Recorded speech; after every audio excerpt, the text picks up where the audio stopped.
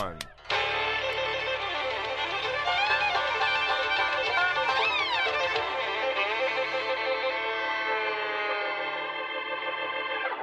we're coming to your city. Gonna play our guitars and sing you a country song.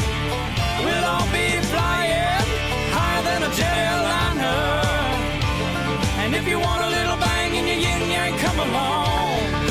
Hey, come on along. Thanks a lot for taking us along. Wherever you're going, whatever you're doing today, we appreciate you. Indiana Sports Beat, Jim Quayle along for the ride with you. Thanks a lot for taking us along, as I said. And the boys as well, Justin and Jake at the ready. I hope your day's off to a good start and ready to get that way. If not, let's get to the headlines. All right, here are your daily Hoosier headlines on this 25th day of April 2019 as the NFL draft begins tonight. In recruiting news, Archie Miller and staff will have an in-home visit with Anthony Leo on Monday. Leo is the number one player from the state in the 2020 class.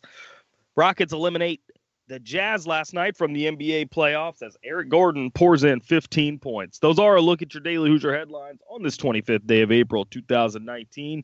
For more information, be sure to check out thedailyhoosier.com. Hey, welcome back in. Lots to get to today. Kevin Brockway will be with us. Kevin, of course, from CNHI Papers. Man, he's all over the place. He was covering the Pacers playoffs last week, and he'll be covering the draft tomorrow. We got a lot to talk about there. So a lot to get the FBI trial into college basketball commodities, as I call it. What did Mike call that? He said he doesn't call it the corruption trial. He called it something else when he was on with us the other day. I can't remember. Yeah, I can't. I'll have to go back and re-listen to that. But he specifically said, I don't call it the college basketball corruption trial. He calls it something else. But I'll have to go back into that. Yeah, Leo, a target. Mike Schumann from Daily Hoosier wrote a piece about how Indiana's focus is definitely switching to in-state for 2020 after the lack of success for 2019, and I'm sure there's some people that's a little concerned. 2 seasons Archie Miller's on the court has not gone that well. Recruiting has gone okay. If you look at it from the in-state perspective, which is what he promised when he got here, because that was not the case. He's doing okay in that regard, and now they're switching focus, it looks like, to more of an in-state look right now, but that's because of the lack of success elsewhere. They have not been successful in bringing people in from outside of the borders, which a little surprising, but let us know what you think about that. Hit us up on the text line, 812-269-6367. Let us know what you're thinking about. Coming to you, of course, from the Golf Club at Eagle Point Studios. Big news. We'll have Lily King with us tomorrow. 2-time Olympic gold medalist, 8 NCAA time champion this year. Just crazy. But looking forward to a great interview. Great person. Can't wait for that. And you know what? Don't forget, the only way we're able to bring you the great interviews with people like Lily King is through our friends at like Doctors J and Roger Reynolds from Reynolds Family Dentistry. They've been serving Southern Indiana families for over 30 years. You should let Doctors J and Roger Reynolds take care of your family. They take care of ours. I'll be there Friday, as a matter of fact. So give them a call. Reynolds Family Dentistry of Sellersburg. If you live in that area, definitely take care of those who take care of us. They allow us to do this. That's how we are able to do the things we do for you guys. Also, Sweetland Waste Removal and Recycling. John Sweetland, those guys, they've been serving, it's a homegrown company serving Floyd, Clark, Harrison, and Washington counties in Southern Indiana since 1995. Man, keep life sweet. Sweetland Waste Removal and Recycling. Give them a call. 812-944-5642. Again, take care of those who take care of you. This is how we bring you this content, are our great sponsors. So don't forget them. We greatly appreciate them. We appreciate John Sweetland. We appreciate Jay Reynolds and Roger Reynolds. Thank those guys so much. But a lot going on. And, there's been a lot of talk about Leal, Anthony Leal. He's right here in Bloomington at Bloomington South High School. And there hadn't been a lot of interest shown, I guess you'd say, from the staff. But with the failures or the inability to land anybody outside of the state here lately, their focus has kind of switched. So we'll see how that works out. Tom Ostrom was up for the Northern Kentucky job. We mentioned yesterday that he will not be going anywhere. He did not get that. That went to Darren Horn. Good hire. For them, heck yeah, man. He's the former coach at Western Kentucky. He did a pretty good job recruiting there. It's kind of funny. Northern Kentucky, that little small school there, where I forget exactly where it is. It's between Louisville and Cincinnati somewhere, but closer to Cincinnati, isn't it? Yeah, closer to Florence, maybe. Yeah, it's Covington, isn't it? Yeah, Covington, yep. Okay, so it's up by Cincinnati. But I don't know. I think he's still there, but their football coach is John L. Smith. If that name rings a bell, he was Louisville's football coach, but he left Louisville to go to Michigan State. And he was at Michigan State for, 4 or 5 years, I think, before it didn't work out for him there. But he's their football coach. So they've got a football coach that used to be the coach at Michigan State and a basketball coach that used to be at Western Kentucky. Darren Horn also spent some time at South Carolina. Man, so they've got 2 big-time coaches, man. Yeah. That's a former SEC coach and a former Big Ten coach. Man, that's not bad because they're kind of small, I think. Yeah. But it is cracked. It's like Tubby Smith ending up at High Point. He goes from Kentucky to Memphis and ends up at High Point. You expect that from Mike Davis to go from Indiana to UAB to Texas Southern to Detroit Mercy. But Tubby Smith won a national championship in Kentucky. He's at High Point now. It's funny how coaches are just willing to do whatever it takes to continue coaching, no matter where that it may be. I thought you were going to say to continue making a buck. Oh, that too.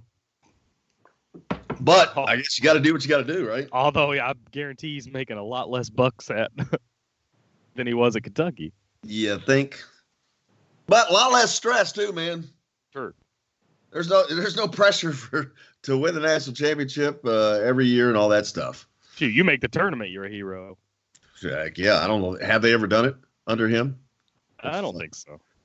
Hey, hit us up on the text line. Let us know what your thoughts or comments are. If you got any questions, Kevin Brockway will be along today, but we get a lot to talk about. The FBI trial into college basketball commodities, as I'm going to start calling it. Futures and commodities. A little stock trading term. We'll get into that in the next segment. There was no talks to expand college football. I think all those guys met, and I'm going to read some snippets from that. It was kind of funny. The guy from the Pac-12 who has not made it, I don't know, in a couple of years, but he's like, oh, it's working out great. It's doing just fine. We're leaving them some leeway and all this and that. And who knows? Indiana recruiting Anthony Leal from Bloomington. A little harder, going to turn that up. They'll probably turn their attention up on Christian Lander, I bet. He's in the following class. But what are your thoughts? Who would you like to see in an Indiana uniform next year? Who would you like to see Archie go after that you haven't heard a lot about? We'll see how that works out. Yeah, and it's worth noting that Anthony Leal still does not have a scholarship offer from Indiana. So maybe that'll come in Monday. Well, that's probably – well, you know what? Most of the time, that doesn't come until after an official visit. But, again, with all things being equal, with Indiana getting spurned by some of these guys, maybe they're going to say, okay, we got to lock somebody down. Well, we'll see how that turns out.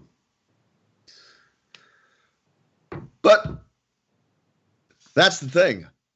Recruiting is it's the lifeblood, and that's why I think a lot of people may be concerned, or there could be possible concern with next year being the third season. You're usually that season, okay, you're ready. I'm like, here we're going to see this upturn. And I think that there will be an upturn next year for Indiana, but a big key to that is Jerome Hunter. Are they going to have Jerome Hunter? Because that's a difference maker, man. You add him to what they have, that's like it's like landing a big time recruit, because he is a big time recruit and he was lost last year. So it's like a reboot if you can get him. The only bad thing is they could have gotten him with a year of experience, but he wasn't able to do anything. I don't know. He was not able to do much, I don't think, at all over the last year. But if they can get him regardless, that would be big.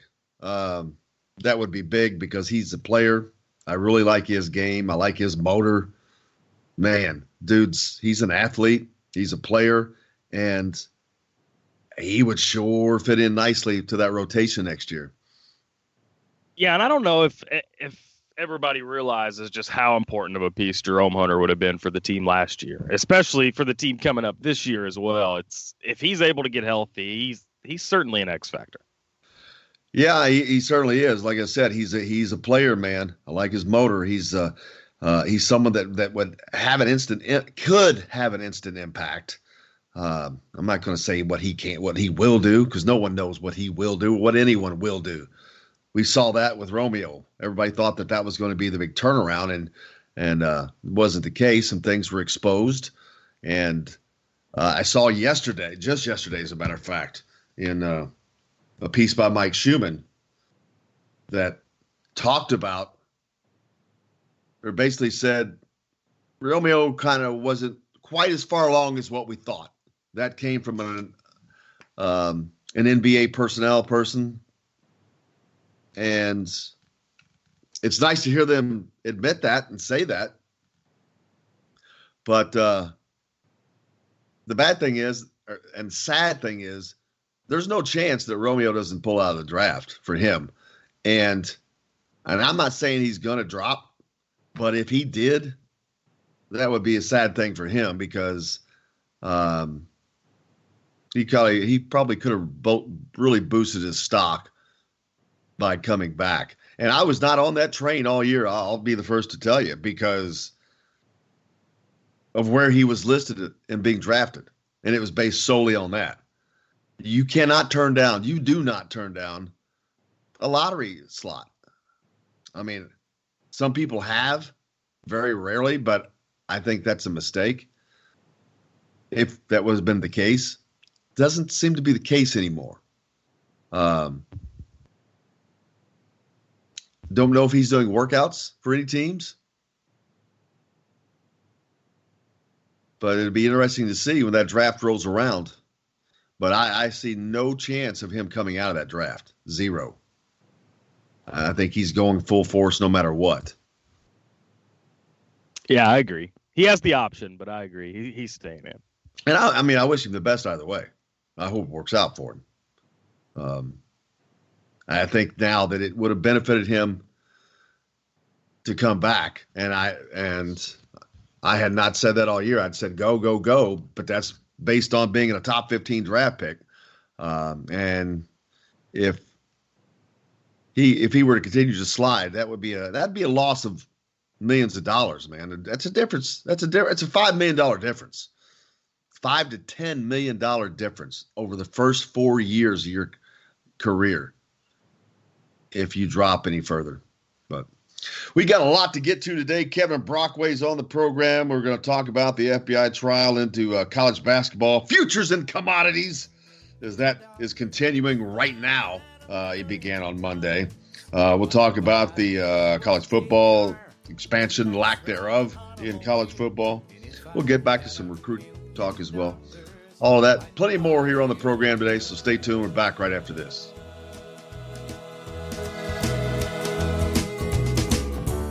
If I had $1 million, I'd build a tree fort in our yard. If I had $1 million, you could help, it wouldn't be that.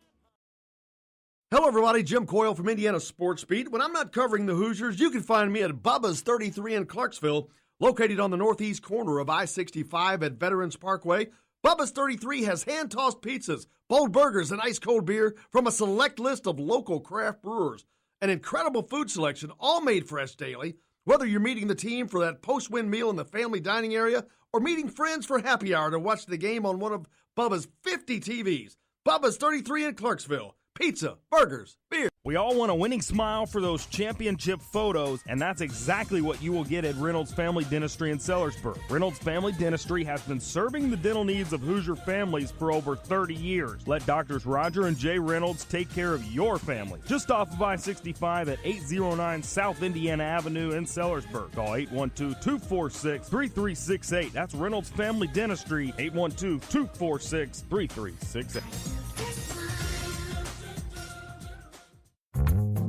Many medicines used to treat colds and flu contain acetaminophen, a pain reliever and fever reducer found in hundreds of over-the-counter and prescription medicines. But taking too much or more than one medication containing acetaminophen per day can damage your liver. So always read the label and don't take acetaminophen if you drink 3 or more alcoholic drinks every day. To learn more, visit fda.gov/OTC pain info.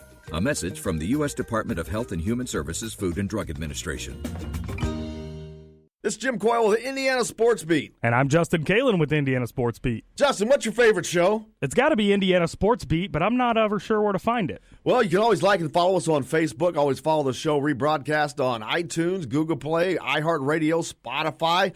TheDailyHoosier.com is a great place to sign up for each and every day. Or, of course, on 97.7 The Ref in Evansville. For the best recycling and waste removal service, turn to the area's leader, Sweetland Waste Removal and Recycling, a homegrown company serving southern Indiana since 1995. Sweetland Waste Removal and Recycling serves Floyd, Clark, Harrison, and Washington counties. For excellent service and peace of mind, call Sweetland Waste Removal and Recycling today at 812-944-5642. That's 812-944-5642. Keep life sweet with Sweetland Waste Removal and Recycling. All across the country, people are coming together to speed up what we can learn about health. The All of Us Research Program is calling on 1 million people to join us as we try to change the future of health. For your family, for future generations, for all of us. Visit joinallofus.org and find out how you can become 1 in a million.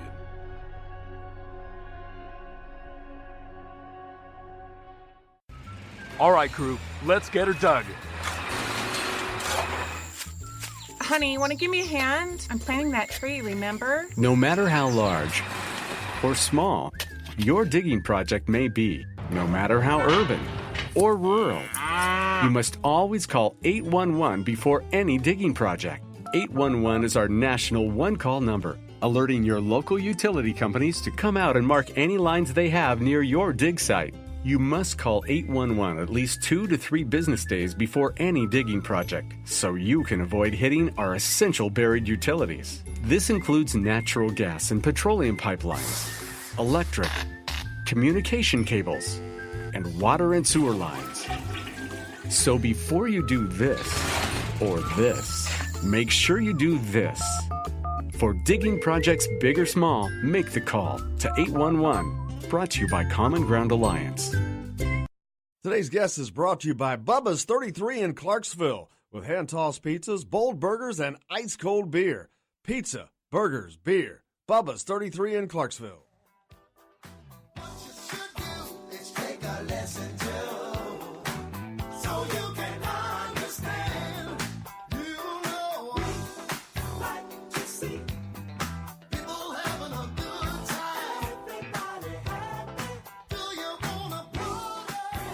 Man, I don't know where they're talking. Just keep dancing. Welcome back to Indiana Sports Beat, coming to you from the Golf Club at Eagle Point Studios. Hope your Wednesday's off to a good start.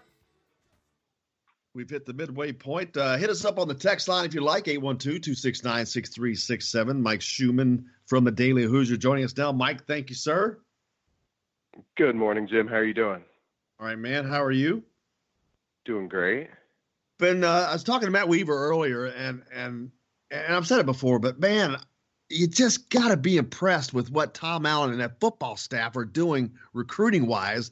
They're hitting some home runs, and they're doing it while they're not getting it done on the field just yet, while they're trying to build that. And they're doing it at Indiana, which is traditionally not a football program, not known nationally as a football program, but yet they're making really good inroads in the recruiting.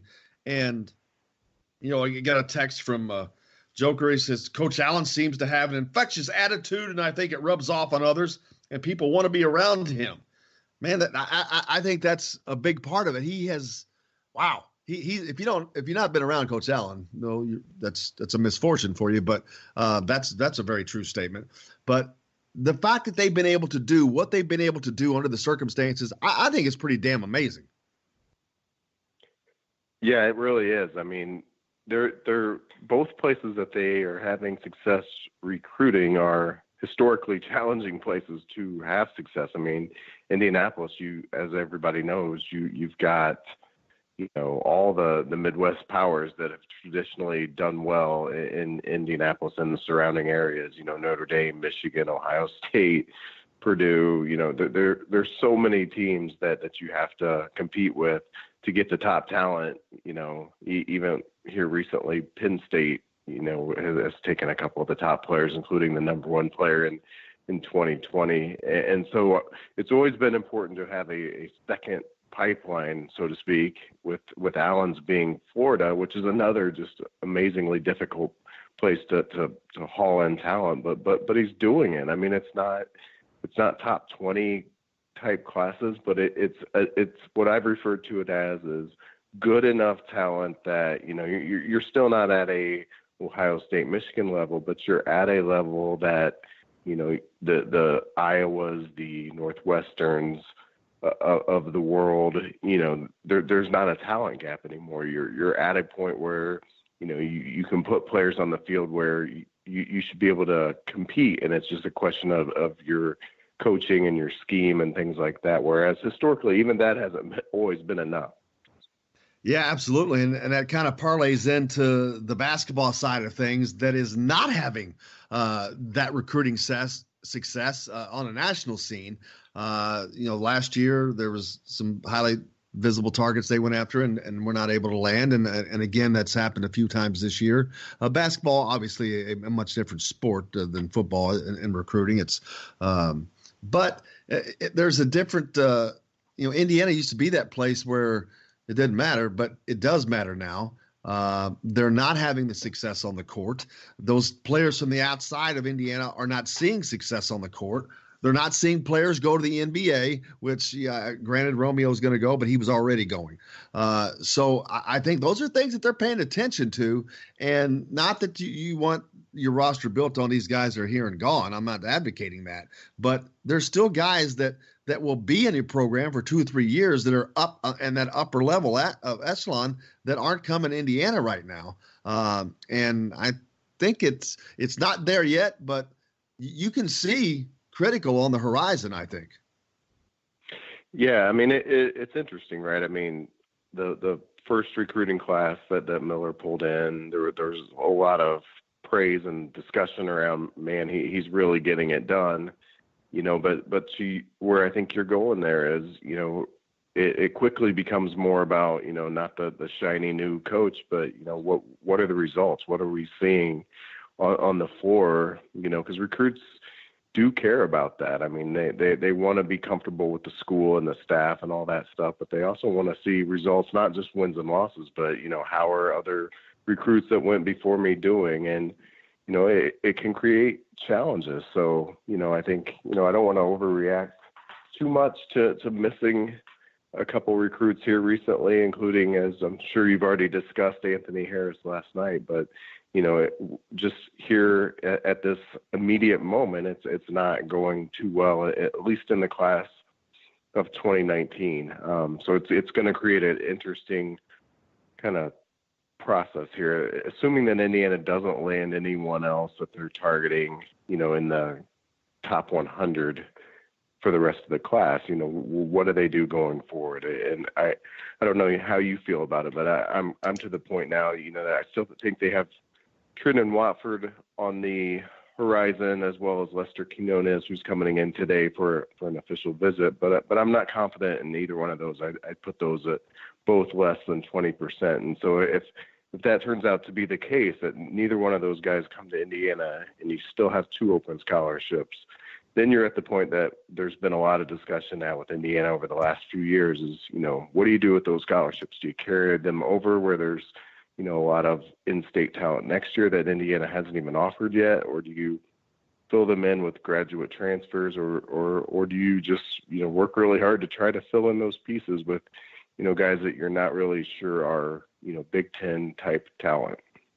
Well, you've got a differential in gap, a big gap differential in problems. You've got North Carolina, which their problem is having recruits not come because other big time recruits are coming. That's a great problem to have, and yet they still landed Anthony Harris. That was the question yesterday. Were they still going to be able to get him because of Cole Anthony going there? And yeah, they did.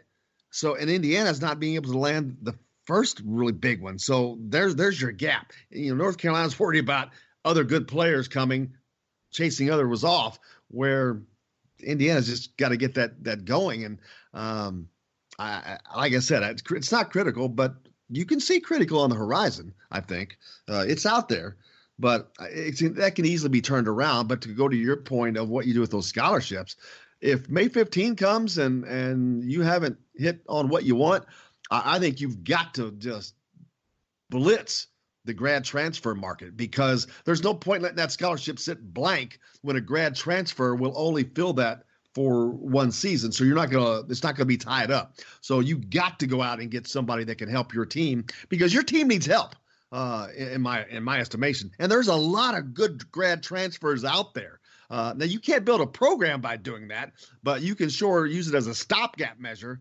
But that's only going to work for so long. And I think that after this season, that's going to go away. You've got to start building your program with the recruits you need. But I think they're going to have to turn to the grad transfer market if they can't get something done by May 15.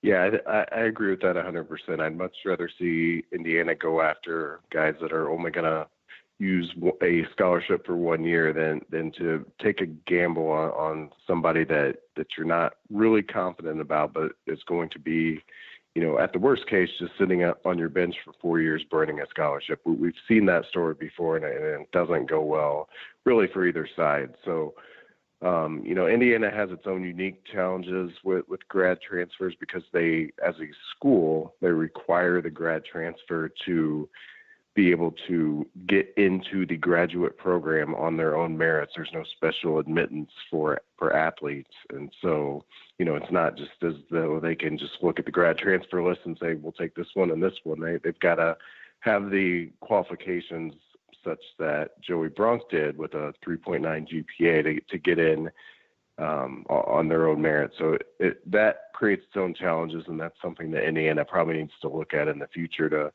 kind of create a better competitive balance going forward. But be that as it may, they do need to scour that list.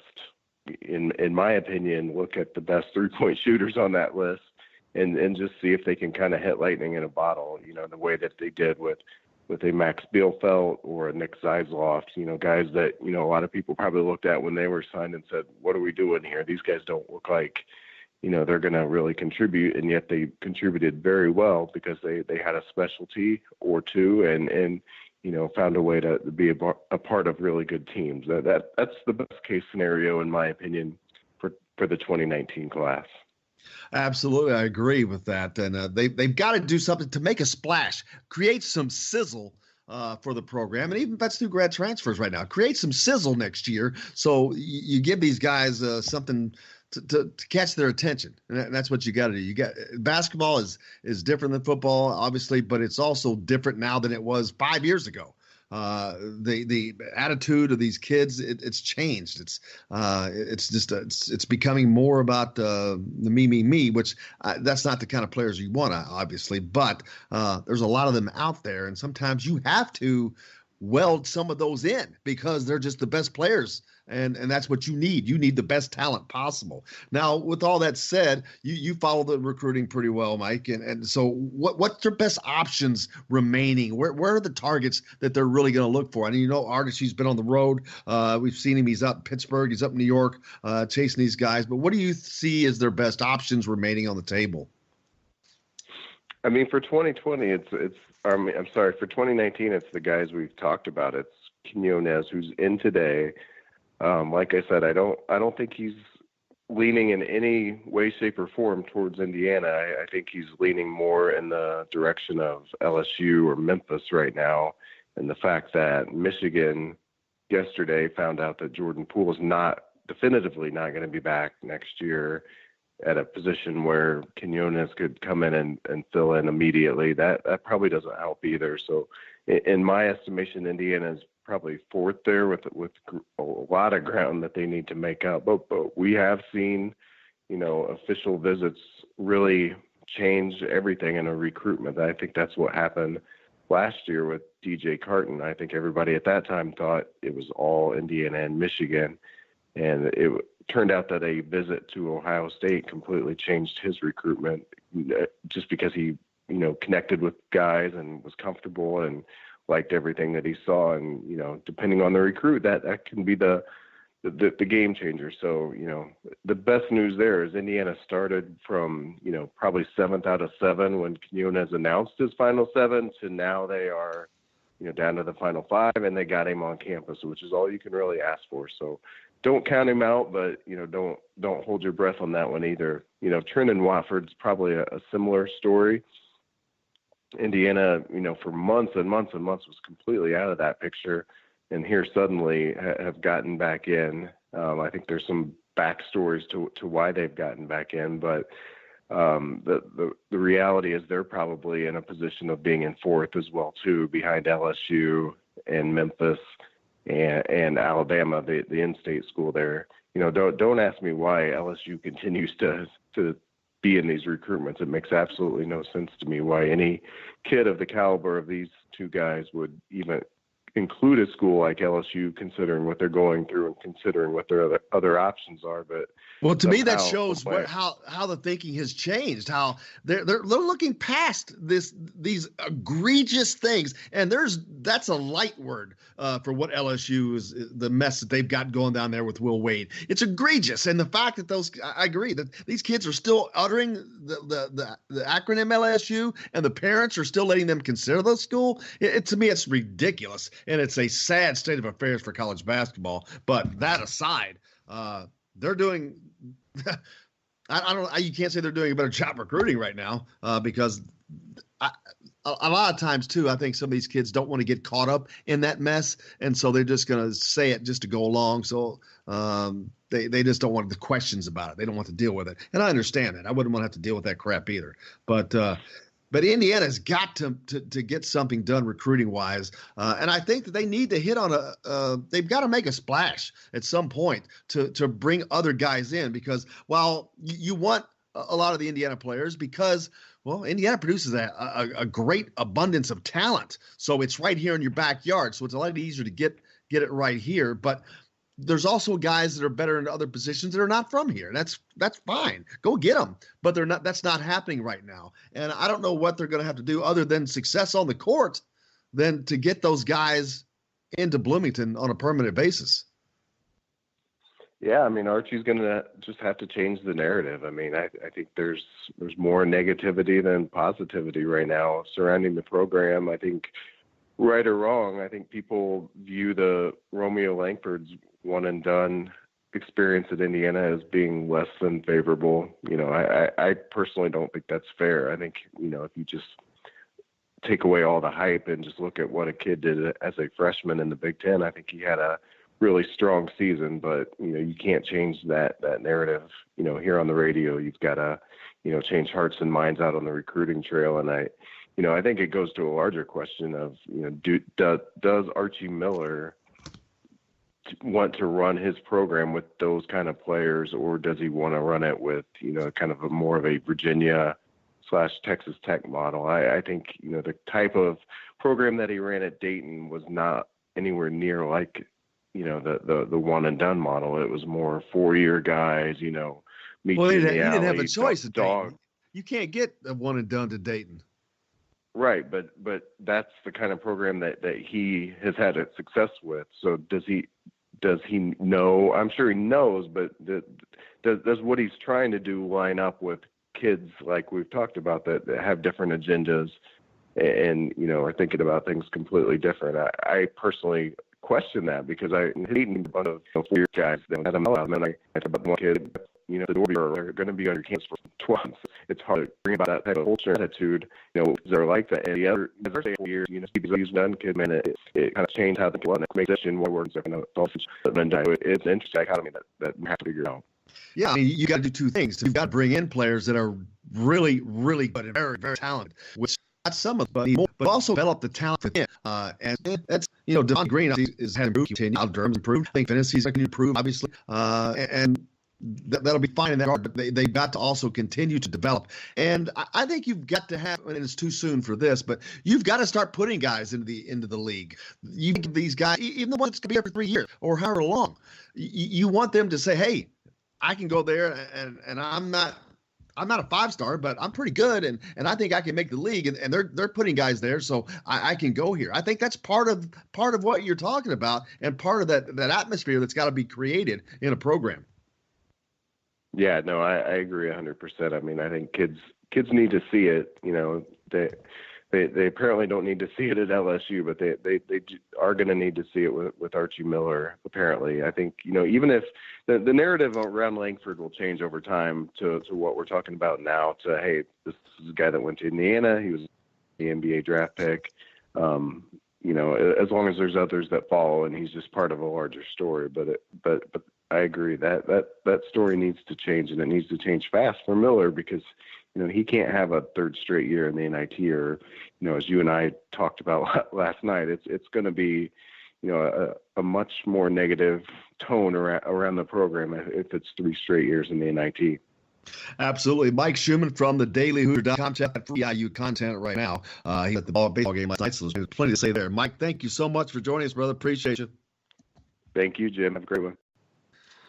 And we've got a lot more coming up here on Indiana Sports on the show today. Cap Brockay will join us from CHA. He's been active covering the NBA playoffs here of late. He's the IU beat writer for CNH. I will talk about the recruiting information. Also, the NBA or NFL draft.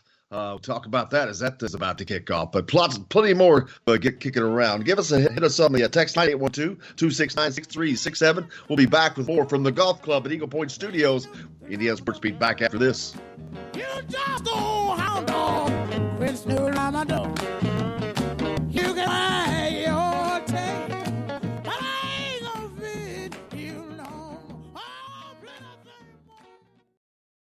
Hello, everybody. Jim Coyle, Indiana Speed. I'm not covering Hoosiers. You can find me at Bubba's 33 in Clarksville, located on the northeast corner of I-65 at Veterans Parkway. Bubba's 33 has hand-tossed pizzas, burgers, and ice-cold beer, a select list of local craft brewers, an incredible food selection, all made fresh daily. Whether you're meeting the team for the swim meal at the dining area or meet for happy hour to watch the game on one of Bubba's 50 TVs. Bubba's 33 in Clarksville. Pizza, burgers, beer. We all want a winning smile for those championship photos, and that's exactly what you will get at Reynolds Family Dentistry in Sellersburg. Reynolds Family Dentistry has been serving the dental needs of Hoosier families for over 30 years. Let Doctors Roger and Jay Reynolds take care of your family. Just off of I-65 at 8 South Indian Avenue in Sellersburg. Call 812-246-3368. That's Reynolds Family Dentistry, 812-246-3368. Many medicines used to treat colds and flu contain acetaminophen, a pain reliever and fever reducer found in hundreds of over-the-counter and prescription medicines. But taking too much or more than one medication containing acetaminophen per day can damage your liver. So always read the label and don't take acetaminophen if you drink 3 or more alcoholic drinks every day. To learn more, visit fda.gov/OTC pain info. A message from the U.S. Department of Health and Human Services Food and Drug Administration. This is Jim Coyle with the Indiana Sports Beat. And I'm Justin Kalen with Indiana Sports Beat. Justin, what's your favorite show? It's got to be Indiana Sports Beat, but I'm not ever sure where to find it. Well, you can always like and follow us on Facebook. Always follow the show rebroadcast on iTunes, Google Play, iHeartRadio, Spotify. TheDailyHoosier.com is a great place to sign up for each and every day, or, of course, on 97.7 The Ref in Evansville. For the best recycling and waste removal service, turn to the area's leader, Sweetland Waste Removal and Recycling, a homegrown company serving southern Indiana since 1995. Sweetland Waste Removal and Recycling serves Floyd, Clark, Harrison, and Washington counties. For excellent service and peace of mind, call Sweetland Waste Removal and Recycling today at 812-944-5642. That's 812-944-5642. Keep life sweet with Sweetland Waste Removal and Recycling. All across the country, people are coming together to speed up what we can learn about health. The All of Us Research Program is calling on 1 million people to join us as we try to change the future of health.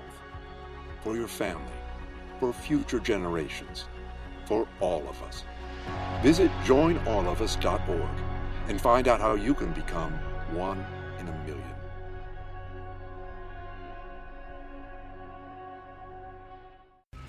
All right, crew, let's get her dug. Honey, want to give me a hand? I'm planting that tree, remember? No matter how large or small your digging project may be, no matter how urban or rural, you must always call 811 before any digging project.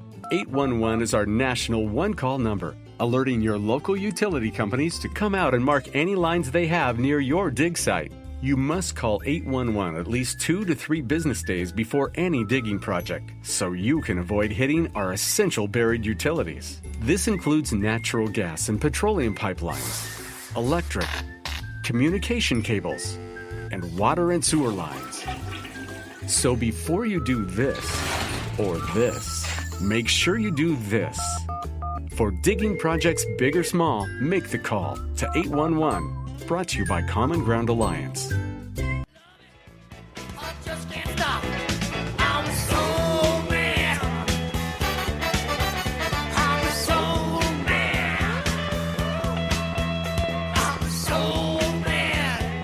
Welcome back to Indiana Sports Beat. Thanks a lot for taking us along wherever you're going, wherever you may be doing. Coming to you from the Golf Club at Eagle Point Studios, I'm Jim Coyle. Hope your day's off to a great start. Kevin Brockway joins us today from CNHI Papers. He's been all over the place, been traveling to the NBA playoffs to cover that. We've got the NFL draft coming up, and, of course, lots of Indiana recruiting to talk about. Also, the FBI trial into college basketball, corruption of futures and commodities, as I have aptly dubbed it now, continues. That's going on right now. But some stuff came out yesterday, man. It didn't exactly bode well for Sean Miller of Arizona. Of course, that's Archie Miller's brother. But a clandestine video played in federal court on Wednesday showed convicted felon Christian Dawkins. He was basically the middleman from the Adidas side of things, but it showed him in a discussion with undercover FBI agents sharing his belief. Now, it's his belief, mind you, that Arizona coach Sean Miller cheated while recruiting players.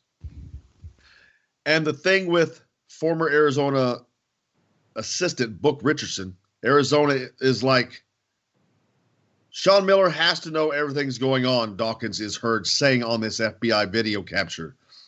I can call Sean and have a conversation like, this is what's going on. Like, this is needing to be done. Like, is he like 12 years old or something, this Christian Dawkins? Is he like a Valley girl? Like, are you investigating me? Like, are you crazy? But those were direct quotes. The first part, not the last part. I have added that, obviously. Dawkins goes on to say Miller would talk on the phone about illegally recruiting players. The video was played as the government's key witness, disgraced former financial advisor Marty Blazer, continued to face direct examination from the prosecution. As the video was run for the jury with a corresponding transcript provided for all in the courtroom to read, Blazer was asked what he thought Dawkins was saying as the two met with others to discuss business on a yacht in New York City on June 6, 2017. His response was, I understood him to mean that Sean Miller was talking about inappropriate things with recruiting, paying the money, and those sorts of things. Blazers said under oath, quote, Sean Miller was taking care of everything for DeAndre Ayton and his family. This was the long-awaited inclusion of Miller in the federal exploration of college basketball's underbelly. The Arizona coach has been attached to the college basketball scandal since an ESPN report in February of 2018 alleged that he discussed paying for Ayton on an FBI tapped phone call with Dawkins. Now, the key thing is a judge ruled that he does not have to testify. Will Wade from LSU does not have to testify, which is why they still have jobs at the moment. The NCAA has nothing. They have nothing in hand. If they were to go do an investigation right now, they have no subpoena power. Now, I don't understand why they can't take the information that is laid out into a court record, because there's going to be a whole lot of that. And it's going to be interesting to see how it breaks down, because there's the reason that LSU took Will Wade back, partly because it's LSU, but their hands are kind of tied. They don't have the evidence in hand.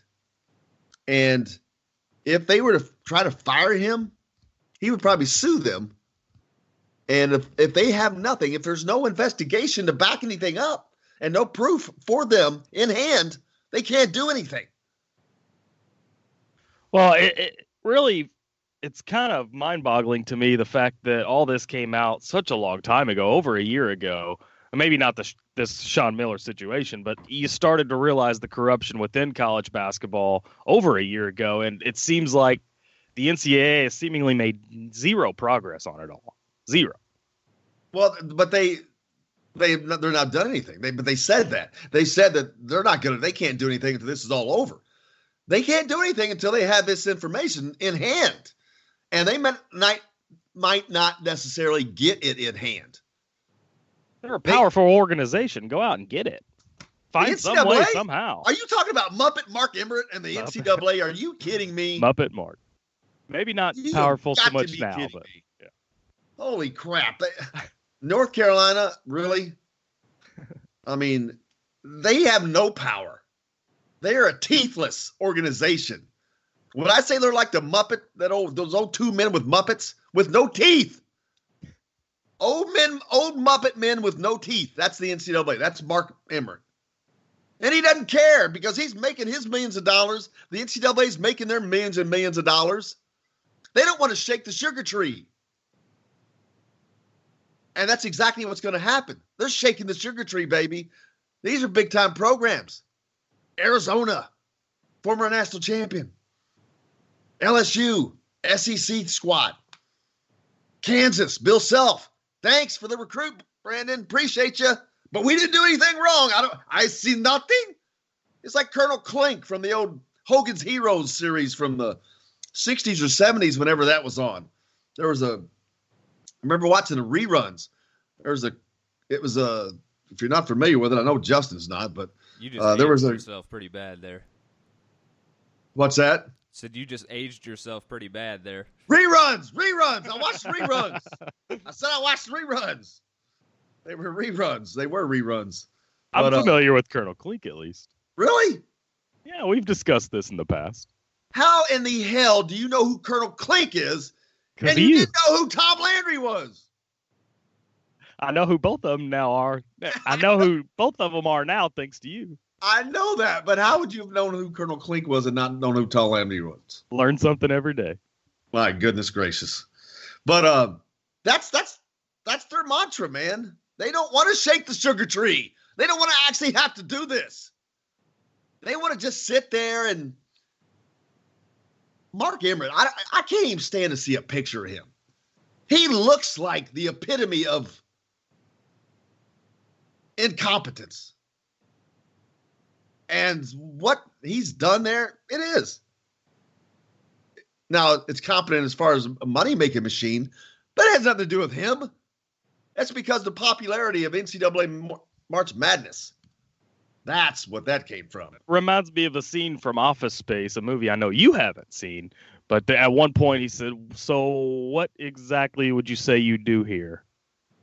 That's what I think of when I think of Mark Emmert. That could not be more aptly put. This idiot puts together the football selection committee, and it's run by Condoleezza Fleece. Really? Okay, I was like, that's all I needed. I was done. Done. They're a joke of an organization, a complete joke. All that aside, it doesn't matter. It's just going to be weird to see how it shakes out. I don't see how Sean Miller survives. I just don't see how it happens. I don't see Will Wade surviving, because there's no way the NCAA can say we're taking this seriously and have such egregious things happening that haven't happened. If it turns out that this stuff is true, I don't see how they survive. I don't see how they ever coach again in college basketball. Which is unfortunate, especially with Indiana scheduling a series with Arizona. You potentially had Sean and Archie going up against each other. But yeah, I agree. I don't think it happens either. We'll see. The series will happen, but it's just it's going to be, how's college basketball going to be affected? I mean, you saw Louisville lose the national championship. They were the first team in the history of NCAA to have a national title taken away. Tim hits us up on the text line. Well, where is it? I lost it. There we go. Tim says, maybe we offer Anthony Leo at his home visit and he commits on the spot. We need to at least get somebody. Well, he's a 2020 kid, though. You need a 2019 guy. Yeah, that's next year.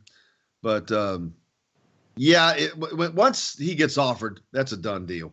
But we got a lot more to talk about here on the program. Joining us, Kevin Brockway, in the next hour from CNH Papers. Lots more to talk about Indiana basketball recruiting. We're going to talk about the baseball coach issue in college baseball as well. Stay tuned. Indiana Sports Beat coming back from the golf club at Eagle Point Studios right after this.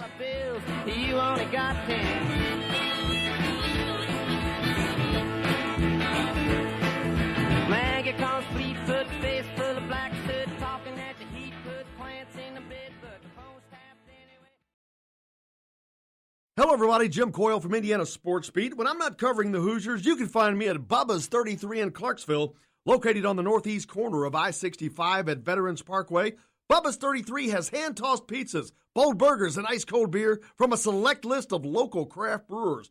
An incredible food selection, all made fresh daily. Whether you're meeting the team for that post-win meal in the family dining area or meeting friends for happy hour to watch the game on one of Bubba's 50 TVs, Bubba's 33 in Clarksville. Pizza, burgers, beer. We all want a winning smile for those championship photos, and that's exactly what you will get at Reynolds Family Dentistry in Sellersburg. Reynolds Family Dentistry has been serving the dental needs of Hoosier families for over 30 years. Let Doctors Roger and Jay Reynolds take care of your family. Just off of I-65 at 809 South Indiana Avenue in Sellersburg. Call 812-246-3368. That's Reynolds Family Dentistry, 812-246-3368. Many medicines used to treat colds and flu contain acetaminophen, a pain reliever and fever reducer found in hundreds of over-the-counter and prescription medicines. But taking too much or more than one medication containing acetaminophen per day can damage your liver. So always read the label and don't take acetaminophen if you drink 3 or more alcoholic drinks every day. To learn more, visit fda.gov/OTC pain info. A message from the U.S. Department of Health and Human Services Food and Drug Administration. This is Jim Coyle with Indiana Sports Beat. And I'm Justin Kalen with Indiana Sports Beat. Justin, what's your favorite show? It's got to be Indiana Sports Beat, but I'm not ever sure where to find it. Well, you can always like and follow us on Facebook. Always follow the show rebroadcast on iTunes, Google Play, iHeartRadio, Spotify. TheDailyHoosier.com is a great place to sign up for each and every day, or, of course, on 97.7 The Ref in Evansville. For the best recycling and waste removal service, turn to the area's leader, Sweetland Waste Removal and Recycling, a homegrown company serving southern Indiana since 1995. Sweetland Waste Removal and Recycling serves Floyd, Clark, Harrison, and Washington counties. For excellent service and peace of mind, call Sweetland Waste Removal and Recycling today at 812-944-5642. That's 812-944-5642. Keep life sweet with Sweetland Waste Removal and Recycling. All across the country, people are coming together to speed up what we can learn about health. The All of Us Research Program is calling on 1 million people to join us as we try to change the future of health. For your family, for future generations, for all of us. Visit joinallofus.org and find out how you can become one in a million.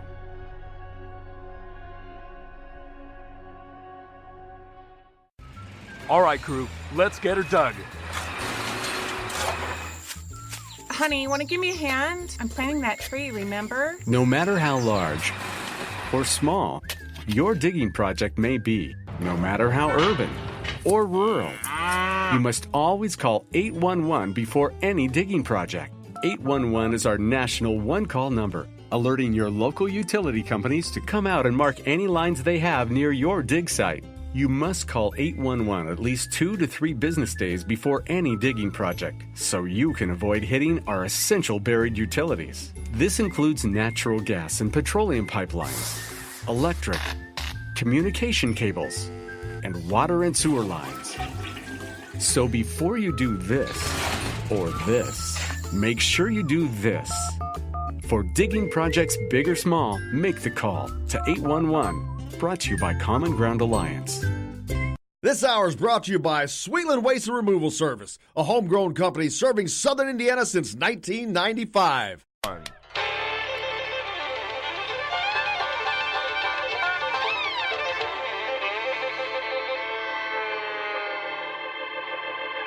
Well, we're coming to your city. Gonna play our guitars and sing you a country song. We'll all be flying higher than a jetliner.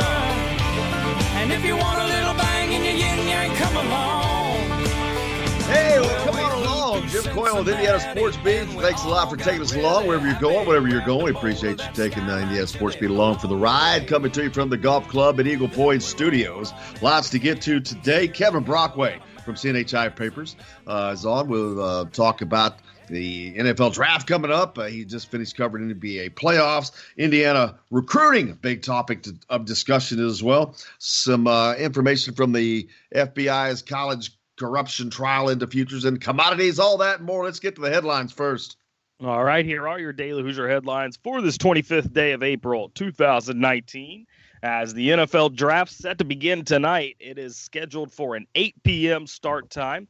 In recruiting news, Archie Miller and staff will have an in-house visit with Anthony Leo on Monday. Anthony Leo is the #1 player from the state in the 2020 class, and the Rockets eliminate the Jazz from the NBA playoffs last night as former Hoosier Eric Gordon pours in 15 points, also added 3 rebounds and 3 assists as well. Those are a look at your Daily Hoosier headlines for this 25th day of April.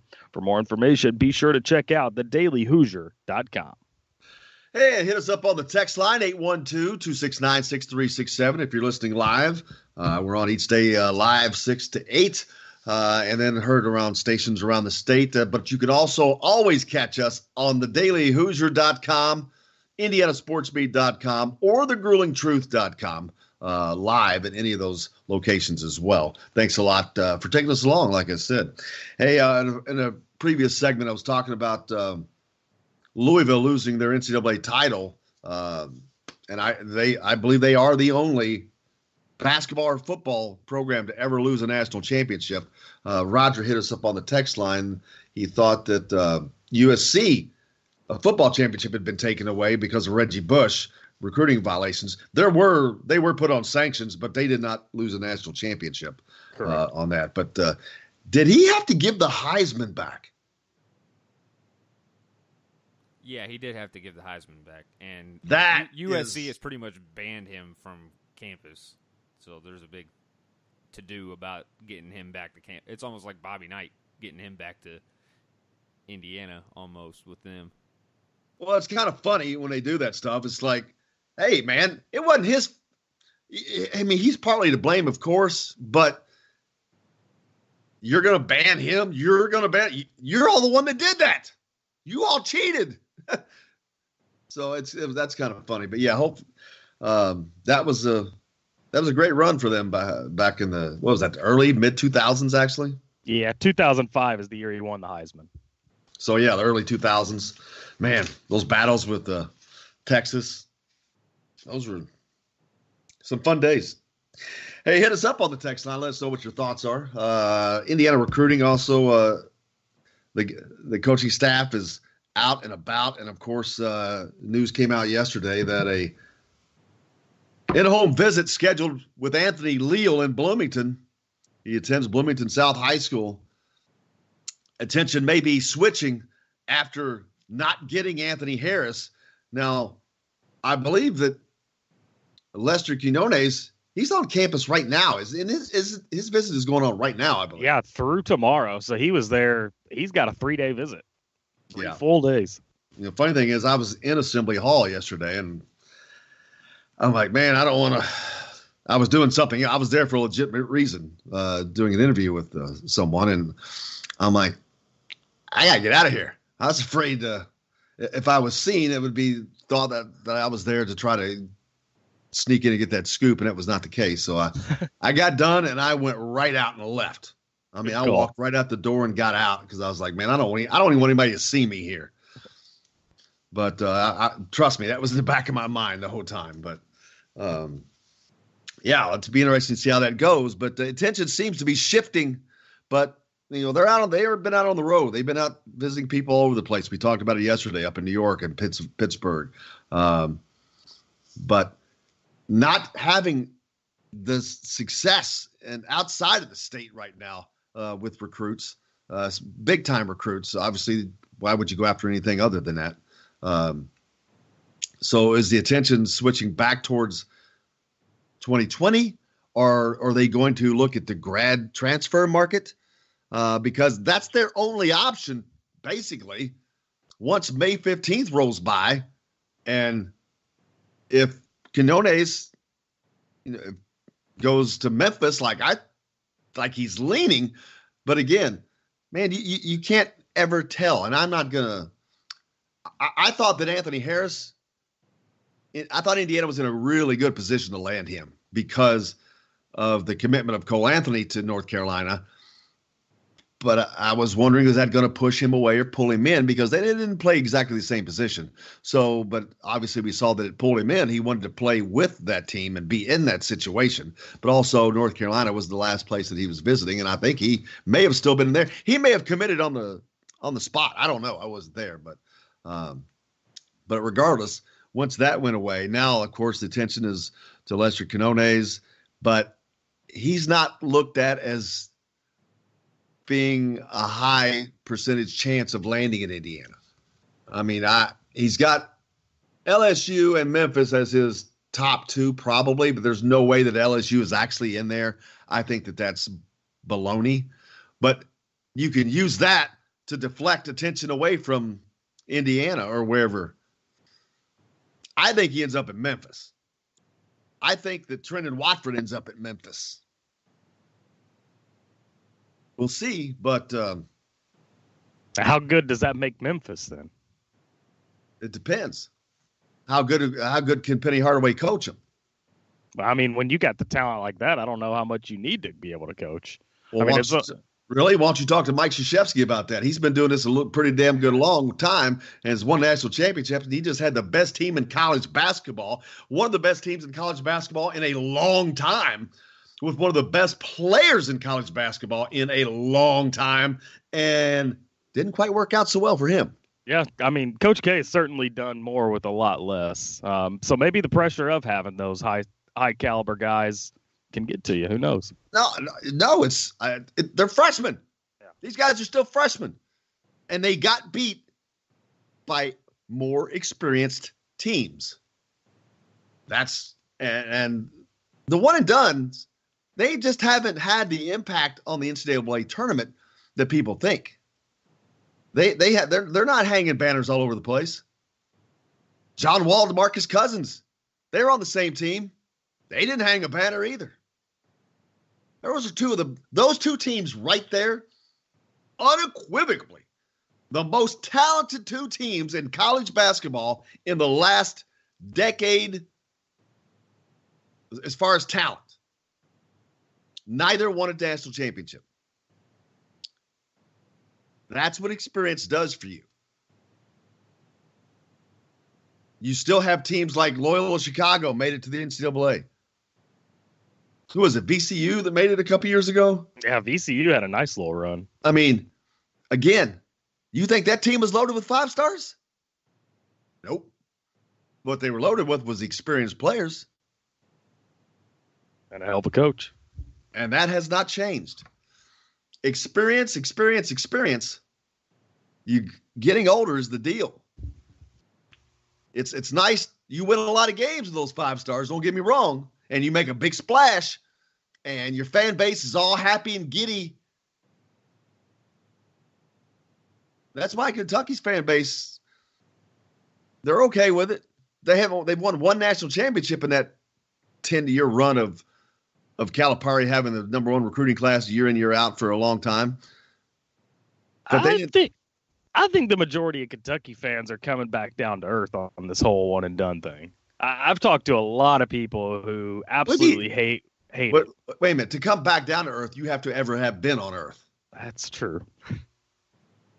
But if the goal is to win a national championship, the one and done is not the way to do it. It's proven. It's a model that is proven to not work. Because if the 2 most talented teams in this period can't do it with coaches that have nothing but experience, then that model is proven to be not worthy. Hey, we got a lot more to talk about. We'll talk about the FBI trial into college basketball's corruption of futures and commodities on players. We'll talk about this third coach issue in baseball that was voted down. Ridiculous. Cannot believe that. Kevin Brockway is going to join us later in the hour as well. Hit us up on the text line, 812-269-6367. If you got anything that you want to talk about, we're open, man. Whatever you want. But we'll be back with more from the Golf Club at Eagle Point Studios. Indiana Sports Beat back with more right after this.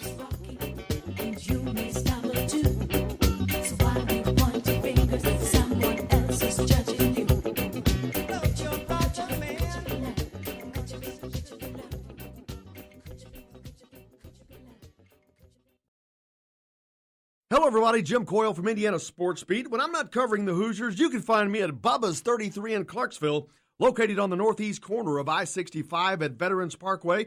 Bubba's 33 has hand-tossed pizzas, bold burgers, and ice-cold beer from a select list of local craft brewers. An incredible food selection, all made fresh daily. Whether you're meeting the team for that post-win meal in the family dining area or meeting friends for happy hour to watch the game on one of Bubba's 50 TVs. Bubba's 33 in Clarksville. Pizza, burgers, beer. We all want a winning smile for those championship photos, and that's exactly what you will get at Reynolds Family Dentistry in Sellersburg. Reynolds Family Dentistry has been serving the dental needs of Hoosier families for over 30 years. Let Doctors Roger and Jay Reynolds take care of your family. Just off of I-65 at 809 South Indiana Avenue in Sellersburg. Call 812-246-3368. That's Reynolds Family Dentistry, 812-246-3368. Many medicines used to treat colds and flu contain acetaminophen, a pain reliever and fever reducer found in hundreds of over-the-counter and prescription medicines. But taking too much or more than one medication containing acetaminophen per day can damage your liver. So always read the label and don't take acetaminophen if you drink 3 or more alcoholic drinks every day. To learn more, visit fda.gov/OTC pain info. A message from the U.S. Department of Health and Human Services Food and Drug Administration. This is Jim Coyle with the Indiana Sports Beat. And I'm Justin Kalen with Indiana Sports Beat. Justin, what's your favorite show? It's got to be Indiana Sports Beat, but I'm not ever sure where to find it. Well, you can always like and follow us on Facebook. Always follow the show rebroadcast on iTunes, Google Play, iHeartRadio, Spotify. TheDailyHoosier.com is a great place to sign up for it each and every day. Or, of course, on 97.7 The Ref in Evansville. For the best recycling and waste removal service, turn to the area's leader, Sweetland Waste Removal and Recycling, a homegrown company serving southern Indiana since 1995. Sweetland Waste Removal and Recycling serves Floyd, Clark, Harrison, and Washington counties. For excellent service and peace of mind, call Sweetland Waste Removal and Recycling today at 812-944-5642. That's 812-944-5642. Keep life sweet with Sweetland Waste Removal and Recycling. All across the country, people are coming together to speed up what we can learn about health. The All of Us Research Program is calling on 1 million people to join us as we try to change the future of health. For your family, for future generations, for all of us. Visit joinallofus.org and find out how you can become 1 in a million.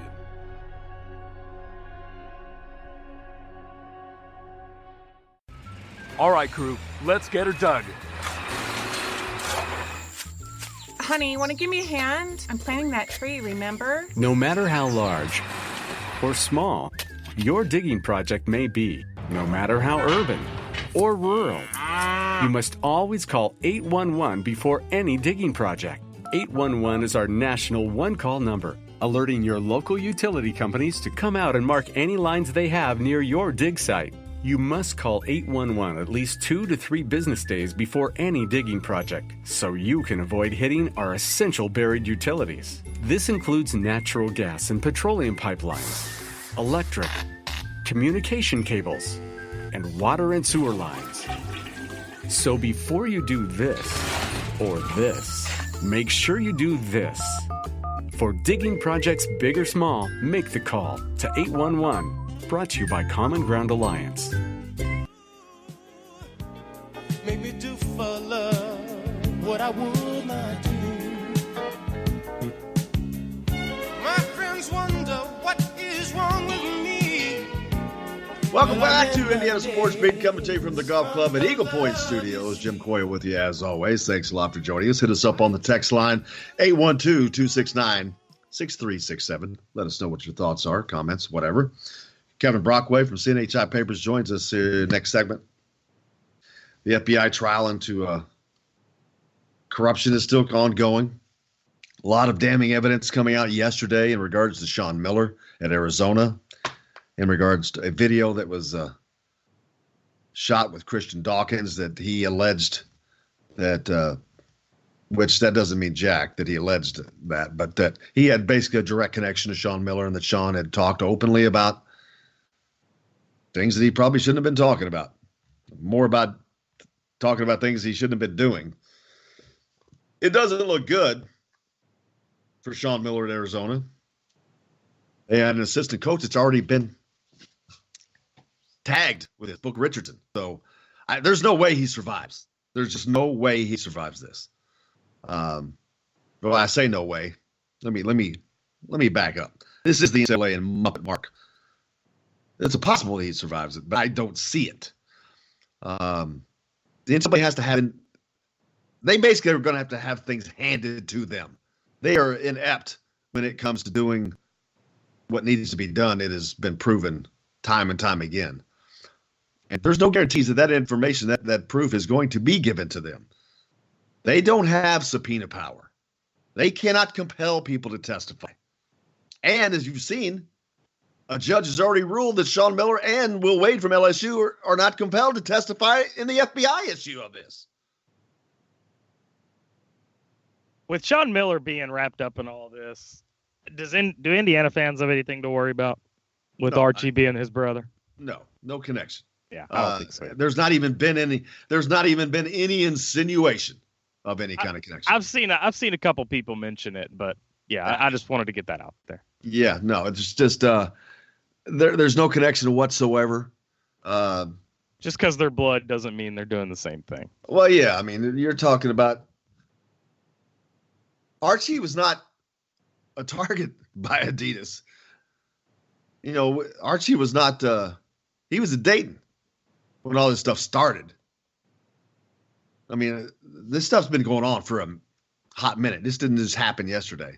And I'm pretty certain Dayton was not on Adidas's radar of trying to get taken care of. They were more concerned with people like Arizona, Kansas, as was Nike more concerned with, well, I'll leave that up to you, to the listening audience, on who the Nike schools are that may have benefited in recruiting, because nothing has been proven in that regard yet. So I'm not going to throw out empty allegations.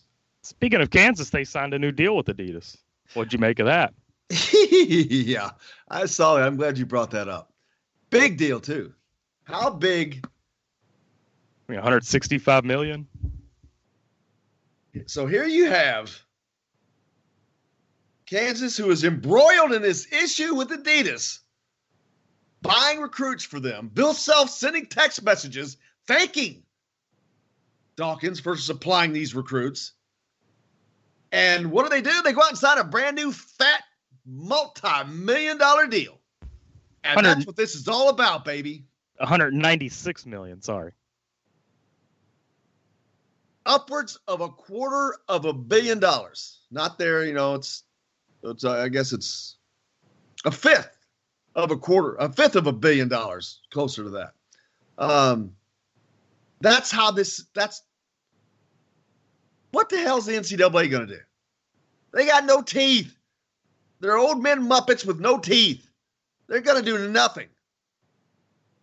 And the fact that they did this now, I can only laugh. Bill Self probably just enjoyed it sitting by a poolside drinking a Mai Tai. Sending another text. I'm sure Bill Self sent another text thanking Adidas. Thank you, Adidas. I'm sure that'll come out, and the NCAA won't do anything with it. It's funny. It's not funny. It's sad, to be honest with you. But that's where we are. You know, looking forward to having Lily King on the show tomorrow. Man, super person. But her big issue in her sport is doping. Cheating is freaking rampant in every aspect of sports. People are going to cheat. Not just sports, any aspect of life. Well, that's true. But we're going to try to rein it in, at least to the sports world, at least. But every aspect of sports, bicycle racing, Tour de France, they were all doping. Everybody's cheating. You know why? It's not about the winning. It's about the damn money. That's why they're all cheating. Now, they want to win, of course. That's why Russia cheats in the Olympics, just to win. But for them, it's more about superiority. Oh, they get money from that, too. Yeah, but we're not talking the money that we're talking about here. Sure. We're not talking about $190-something million from Adidas to one school. Whatever the contract was from Adidas to Louisville. However much Nike's paying Duke and Kentucky. It's about the damn money. And that's why the NCAA, I don't see them doing a damn thing. They don't have any balls, and they certainly don't have any teeth. They're a neutered, toothless dog. A neutered, toothless old dog sitting on the porch. It raises its head, sees the corruption trial like, and just puts its head back down and goes to sleep. That's Jim, the NCAA. I was curious what your thoughts were on the NCAA. They're just a joke. I'm sick of them. Nothing but talk. I can't even stand to see Mark Emmert. I see him and I see incompetence. He should have incompetence tattooed on his forehead. Incompetent. Tattooed on his forehead, because that's what they are. Now, are they limited in some ways? Yeah, they are. But could they probably have gotten around it? Yeah, they probably could have. But they're and the funny thing is they're responsible for all this going back. They allowed the shoe companies in to take care of it. They invited them to do all this. They opened the door to the chicken coop and said, "Come on in, Wolves. Have at it." Not defending the NCAA at all, but when you go back and you do invite the shoe companies in to try to make your job easier, you can't honestly foresee something like this happening, right? I mean, I don't think that's something that goes through anybody's head. That's the issue. That's the difference between a business not making a mistake and making a mistake, is having the ability, having the intelligence to first look to see what can go wrong here. What are the possibilities? Now, was a thought that the shoe companies were going to be going behind the scenes and nefariously paying people? No, I can't see that should have been. I get that was not foreseen. I'm not going to blame them for that. You would have thought big business like that would have just kept it equal. But what's Adidas want to do? They want to sell stuff. So if they want to sell stuff, they want their best programs to be on TV all the time, to be winning all the time. So that's why they're buying players for them. But I got news for you. This is not just Adidas. Nike. This is not just Adidas. These are not just Adidas schools. Nike. Roger hit us up on the text line, says, what does that say about the school administrators in Kansas, LSU, Arizona? Exactly what I've been talking about. But I do say this. I think they learned a lesson from Rick Pitino at Louisville, because before he got kicked out on his ass, he was telling Louisville, don't do it this way. When Louisville was proactive and they put themselves on a year probation, if you remember that. Now, that was not for this current scandal. It was for one of their other scandals. But he said, don't do that. Make them do it. Make them come at you. Because that's what North Carolina did. They cheated their ass off with academic fraud for 18 years, and they got away with it because they forced the NCAA to come to them, and because they have no subpoena power, they quietly got rid of the people that were inside the program. Boom, boom, you can go away now. You can go now. And there's no subpoena power. Those people couldn't be forced to testify. Therefore, they couldn't get the evidence they needed to do anything to North Carolina. So North Carolina gets away with 18 years of academic fraud because the NCAA is powerless. But what did Louisville do? They just handed it to them, thinking, oh, we'll be okay. Not. But, of course, they didn't know that the other thing was going on with Adidas behind the scenes. But Rick Pitino was right.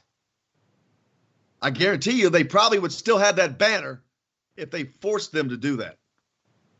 But the NCAA saw that as their only way of having any success in any of these issues. And that one was handed to them. But to get back to Roger's question, partly I think because of what I talked about of not having that proof. But Kansas, they're gutless. They don't, oh, man, they're not going to shake their sugar tree. They haven't come out and said, we're concerned. We have great concerns about our head coach sending a text to a guy that's just been convicted in this corruption trial, thanking him for recruits. Nothing. What are they going to say?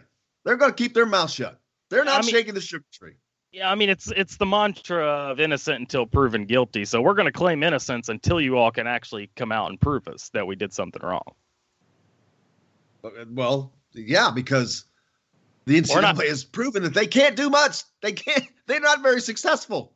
We're not going to crash. They don't have a very good track record. We're not going to ruin our whole university and the basketball program specifically because you all don't have anything on us. You may think you do, but you don't. See, but the thing is, again, what does that say about society? I mean, they don't have the proof, but they know good and damn well Bill Self is a cheater. Will Wade is a cheater. Cheater. Pumpkin eater. But it's about money. It's about the dollar, man. It's all about the dollars. All about the Benjamins.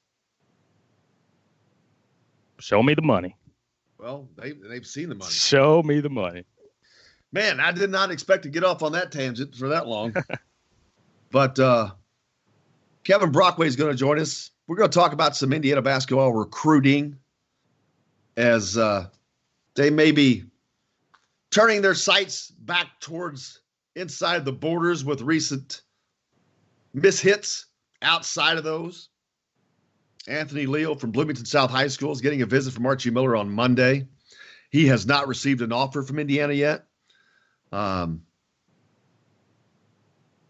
see how that goes. But we'll be back with more on Indiana Sports Beat, coming to you from the Golf Club at Eagle Point Studios right after this.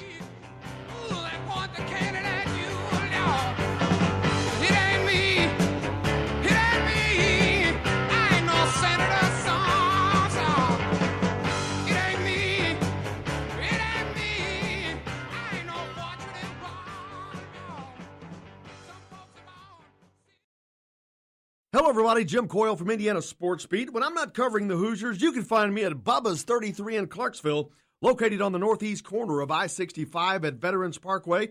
Bubba's 33 has hand-tossed pizzas, bold burgers, and ice-cold beer from a select list of local craft brewers. An incredible food selection, all made fresh daily. Whether you're meeting the team for that post-win meal in the family dining area or meeting friends for happy hour to watch the game on one of Bubba's 50 TVs. Bubba's 33 in Clarksville. Pizza, burgers, beer. We all want a winning smile for those championship photos, and that's exactly what you will get at Reynolds Family Dentistry in Sellersburg. Reynolds Family Dentistry has been serving the dental needs of Hoosier families for over 30 years. Let Doctors Roger and Jay Reynolds take care of your family. Just off of I-65 at 809 South Indiana Avenue in Sellersburg. Call 812-246-3368. That's Reynolds Family Dentistry, 812-246-3368. Many medicines used to treat colds and flu contain acetaminophen, a pain reliever and fever reducer found in hundreds of over-the-counter and prescription medicines. But taking too much or more than one medication containing acetaminophen per day can damage your liver. So always read the label and don't take acetaminophen if you drink 3 or more alcoholic drinks every day. To learn more, visit fda.gov/OTC pain info. A message from the U.S. Department of Health and Human Services Food and Drug Administration. This is Jim Coyle with Indiana Sports Beat. And I'm Justin Kalen with Indiana Sports Beat. Justin, what's your favorite show? It's got to be Indiana Sports Beat, but I'm not ever sure where to find it. Well, you can always like and follow us on Facebook. Always follow the show rebroadcast on iTunes, Google Play, iHeartRadio, Spotify. TheDailyHoosier.com is a great place to sign up for each and every day, or, of course, on 97.7 The Ref in Evansville. For the best recycling and waste removal service, turn to the area's leader, Sweetland Waste Removal and Recycling, a homegrown company serving southern Indiana since 1995. Sweetland Waste Removal and Recycling serves Floyd, Clark, Harrison, and Washington counties. For excellent service and peace of mind, call Sweetland Waste Removal and Recycling today at 812-944-5642. That's 812-944-5642. Keep life sweet with Sweetland Waste Removal and Recycling. All across the country, people are coming together to speed up what we can learn about health. The All of Us Research Program is calling on 1 million people to join us as we try to change the future of health. For your family, for future generations, for all of us. Visit joinallofus.org and find out how you can become 1 in a million.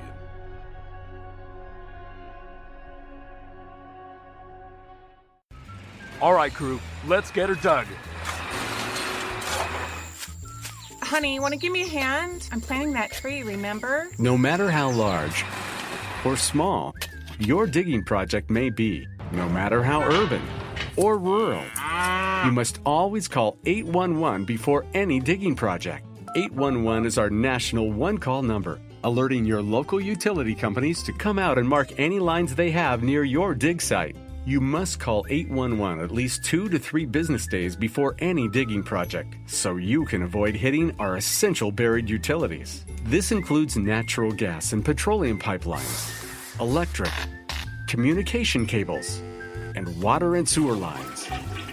So before you do this or this, make sure you do this.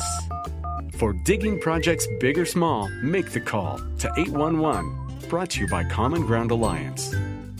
Today's guest is brought to you by Reynolds Family Dentistry of Sellersburg. You need $1 million smile for those championship photos, and that's exactly what you'll get with Reynolds Family Dentistry. Yeah, we're going to the roadhouse, gonna have a good time. On Friday, the proposal with the third assistant gets voted down. The Big Ten's a no vote, but IU voted yes. Yeah. What was your reaction to that? First of all, I thought it was absolute hogwash, to be honest with you. I'm still stunned as much as college baseball is that you can't vote yes for the option to give somebody the title to be able to be a full-time coach. And if you want to pay him, great. And if you don't stand in the way of college baseball. Don't stand in the way of the progress of the rest of college baseball. First, that's what I thought. Second of all, I was incredibly appreciative and proud of our administration to step forward and to be a standard bearer for baseball in the Big Ten, especially, and say, no, this is the right thing to do. And of all the money that we spend and of all the things that we do, this is something that absolutely impacts the well-being of student welfare. It's the right thing to do for our student athletes. It keeps coaches home more. It allows coaches to stay stable. It allows someone like Casey Dykes to be at this program for a long time. He's an incredible coach and a great role model to be a part of this. And then it allows the coaches to be able, at the same time, there's no entry-level jobs at this for Division I baseball. There's not like there's a many internships at a Power 5 program. And so you have an opportunity to expand the base, to have great young coaches, be stable, take care of their families. I was just so proud and so incredibly appreciative of Fred Glass and our entire administration for stepping forward and saying that baseball is a primary sport at Indiana, and we're going to support it 100%. And I don't care who says no. We're going to be the one that says yes and fight for it and fight for our student athletes. So I was very proud. But hopefully, here in the very near future, hopefully either next year or the year after, we can get this back on the docket. We can do the right thing for our athletes. We can do the right thing for our coaches. We can say yes to this and give someone the option to be able to do the right thing and take care of the game moving forward as it should be, right? As it should be. So, welcome back to Indiana Sports Beat, coming to you from the Golf Club at Eagle Point Studios. Jim Coyle with you as well. Jeff Mercer, Indiana's baseball coach there, talking about the third assistant coach deal that was voted down by the school administrators, I guess, is who voted that down. We're joined by Kevin Brockway from CNHI Papers. Kevin, how you doing, man? Good morning. How are you doing, sir? I'm doing good. Tonight is the big night. It's the NFL draft, and the 6 scariest words in the English language will be uttered tonight. The Jets are on the clock. Yeah, that'll be fun. But were you able to hear that clip by Coach Mercer? Yeah, no, I was, and I found it very interesting because and I know that we've discussed this in the past about college baseball really being underfunded in a number of ways, and not just with the assistant coaches, but with 13.5 scholarships for a whole roster is another issue. I know, that makes it very hard for them to recruit because they have to split up scholarships, or maybe you offer a full scholarship to one guy but books to another guy, and that can maybe even create a little resentment on a team because there's a little bit of a star system there. So it's really tough for college baseball. And when you go to the College World Series in Omaha and you see those stands full for how many days, you would think that there would be enough revenue to give college baseball a little bit more of its fair shake. Well, you know that there's enough in the Big Ten, and the Big Ten voted no. Indiana voted yes within the Big Ten. You heard Jeff Mercer thank the athletic administration for supporting them, one of the few that did. But this was an issue that all of baseball came together. Everything I've read, that they are all on board with this. Every school wanted it, at least the programs were for this, wanted this. And it was just voted down. And I think it is the most ridiculous thing in the world. And the Big Ten voted no. And they should be ashamed of themselves. The money they make from the Big Ten network alone, all the money that they bring in, and yes, it's not baseball, but that money feeds all the sports. all the sports. And for baseball is really grown and great popularity, college baseball. The College World Series, such a great thing. Programs like Indiana that have gotten much better. And to continue to get better, they need that third coach to have him so they can keep them. You heard Coach Mercer talking about these guys need to make a living, and to not do that is just it's another ridiculous move by these guys. And I shake my head is all you can do. Yeah, and we've seen all around the country, like you said, it's pretty much AA level baseball when you look at it. I mean, when you look at college baseball and how it's grown, and yeah, you have the aluminum bats, you don't have the wooden bats, but they've made adjustments to that to make it harder. And it's become really more of a viable option for kids coming out of high school, even elite level players. More and more of them are deciding to go to college rather than jump in the pros right away. So I agree. I mean, I think that anything you can do, I'd like to see the kids get their shake too, though, and have more scholarships available as well. But in this issue, this is an issue that could also benefit the student athletes in terms of, having extra coaching and good coaching and quality coaching and, coaches, as many coaches as you can that can get full-time salary. But it doesn't make the colleges money, and that's that's the only way they look at it, I guess. And that's a sad, sad thing. Yeah, no question. Kevin Brockwade's joining us now from CNHI Papers. Kevin's been all over the place of late. He's been covering the NBA playoffs with the Pacers. You got to see that wrap up. We'll talk about the draft coming up as well. But put the Pacers in the book, man. They somehow they hung on to maintain their playoff spot throughout the season, which I was pretty surprised at that they were able to do that. But they did. But once they got to the playoffs, Boston was playing really well, and it showed. Not having Victor Oladipo was just too insurmountable. It's amazing when you look at that series, and I was there for Game 3 and Game 4, and they had leads in a lot of those games. But when it came down to the final 5 minutes, when it came down to crunch time, not having that dynamic offensive player like Oladipo, I mean, really hurt them because, when defenses dig in the playoffs in that last 5 minutes, you really need somebody that's special. And that's when Indiana really struggled to score down the stretch, and that's when Boston tended to make its move in all those games. And you had Kyrie Irving.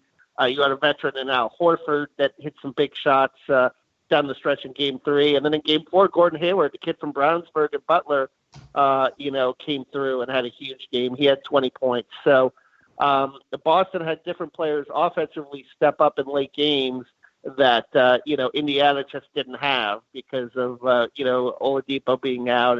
And when you have a dynamic scorer like that that's out, it puts so much pressure on your other guys to, get shots off and create. And Bojan Bogdanovic is he's an okay offensive player, but he's not Victor Oladipo. So it'll be an interesting offseason for the Pacers, though. 8 free agents, so they're going to have to definitely retool and make some decisions.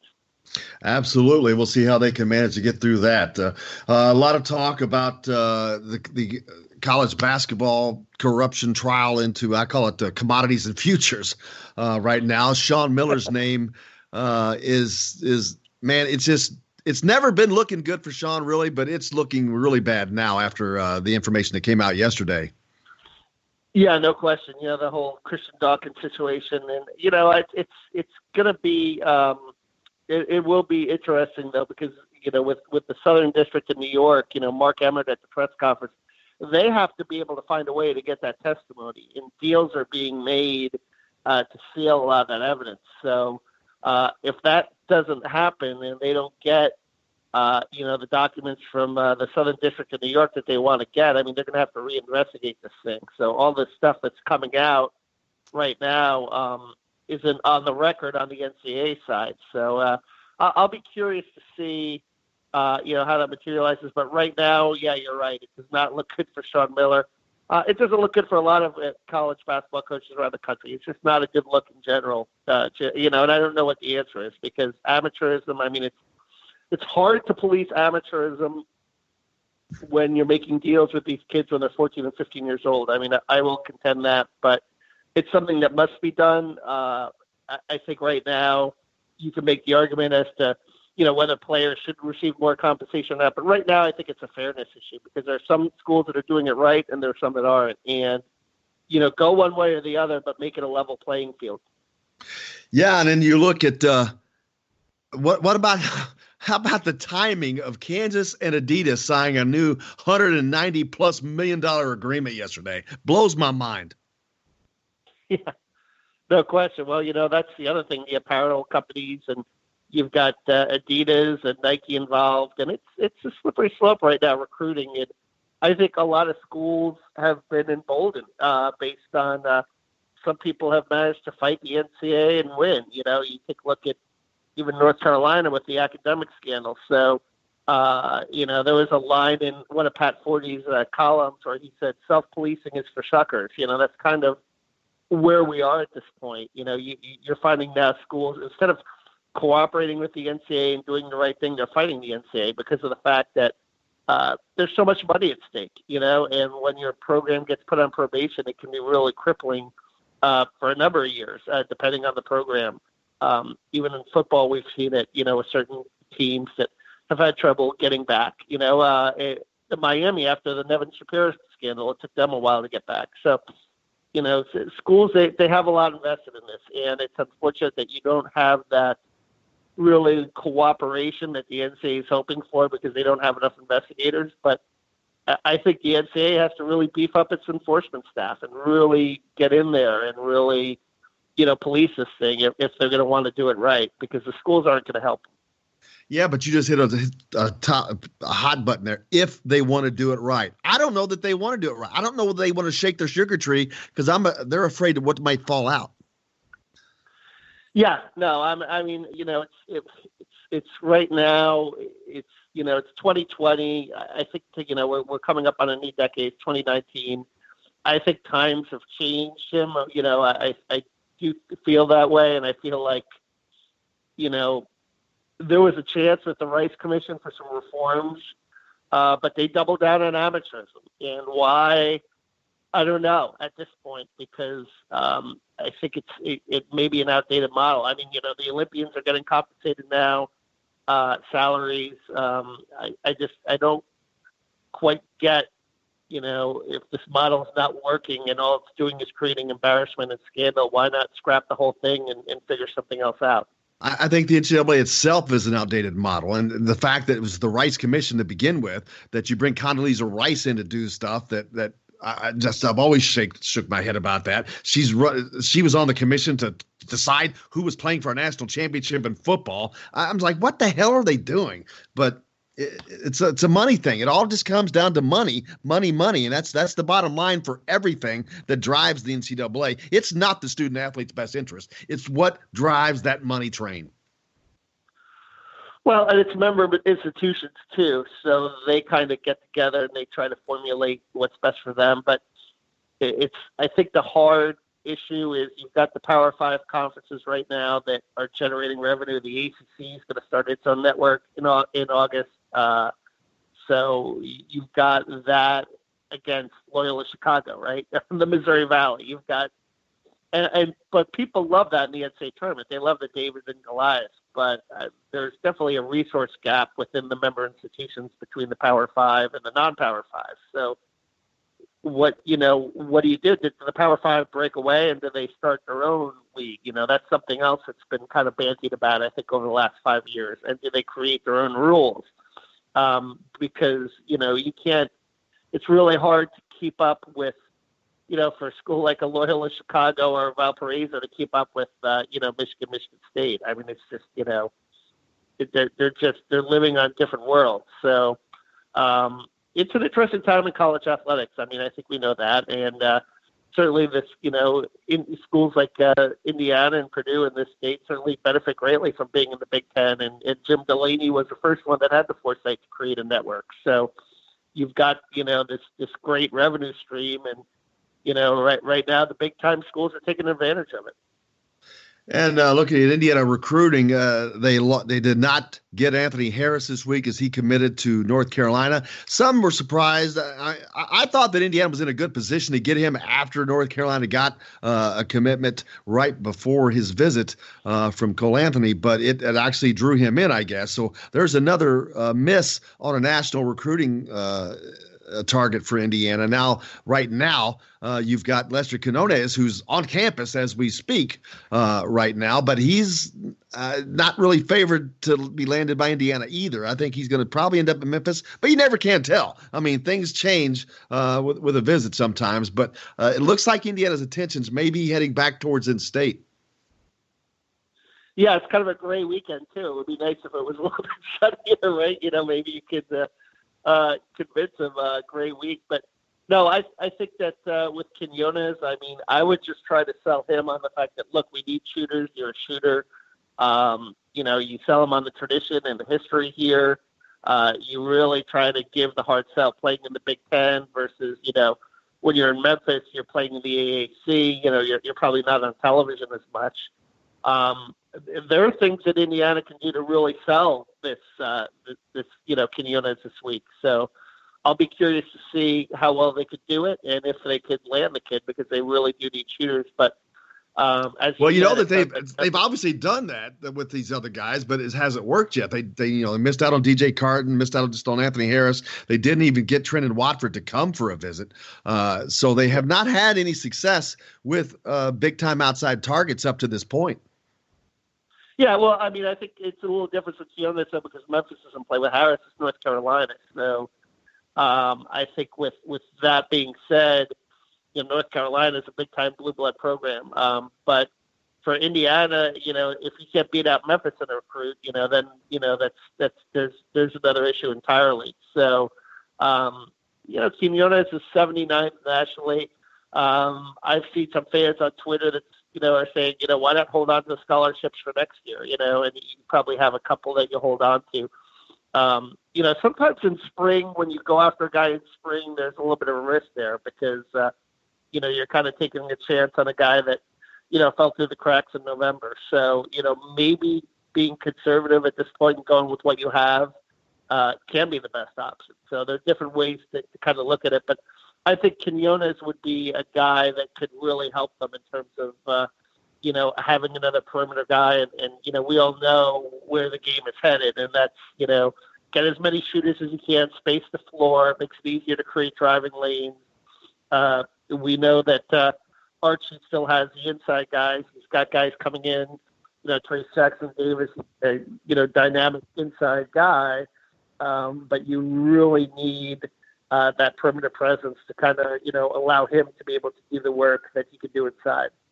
Yeah, and then Indiana has scheduled a visit with Anthony Leal of the 2020 class. He goes to Bloomington South High School right in IU's backyard.